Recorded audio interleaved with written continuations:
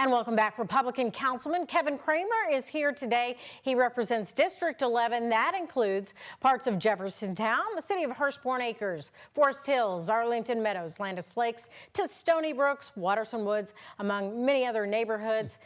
Kevin, thanks for being here. We appreciate it. Thanks for having me. We want to get into this ordinance about the copper wire thefts. Sure.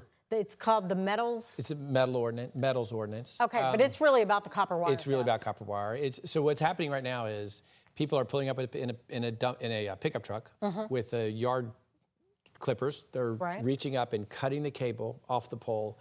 They're driving to the other pole, cutting it off, and then rolling it up, throwing it in the back of the truck, taking it home, and burning off the sheathing, and then selling the copper. Okay. That in and of itself obviously is a problem. Add to that they aren't necessarily aware of what they're cutting. So quite frequently they will actually cut through fiber optic cable, realize it's not copper, and leave the fiber optic there. And everybody whose internet was connected through that fiber optic has lost their internet service until we can replay that. And it's not just internet. I mean, everybody is mad about like driving in the dark on the interstates. Yes, they're pulling up to poles, light poles, utility poles.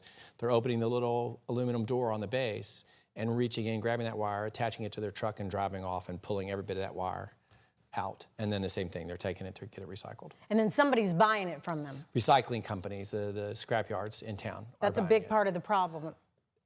It's a problem that they're buying things that clearly are stolen. You know, it's not like somebody would have spools and spools of wire in the back of their truck if it's not stolen. But it's a problem we don't know who's taking it. And there are requirements in place already that when a scrapyard purchases these items, they're supposed to keep track of who they bought it from and things like that. So we're tightening up the language there so that if a scrapyard were to purchase some of this, they should be able to tell us where it came from. And if they can't tell us where it came from, then we have a problem with the scrapyard. Okay, so this ordinance is going to, it's basically about penalties? Yes, it does a couple things. It adds requirements for scrapyards to keep track of. It adds a penalty that if you're in possession of this kind of wire, which you have no reason to be in possession of, that in and of itself is a problem. It also, we're looking at adding language that will allow us, if we can get a picture of the truck that's being used or the car that's being used, we're gonna try to impound that vehicle. And hold the vehicle for a period of time while we process out and figure out, you know, if in fact these folks are guilty. Now, if we catch them cutting it off the pole, we're pretty sure they're guilty. Got some evidence. So we'll take their car. Okay. And enforcement, how hard is it going to be to enforce? That's a big part of the reason we're writing it. Right now, the enforcement is kind of challenging because it's hard to know where the wire came from. What this is going to do is make it such that it doesn't matter. We're going to say if you have it, you shouldn't have it. And when we go to the scrapyard, if they've got it, where'd you get it? Right? Somebody sold this to you, and you have to be able to tell us where it came from.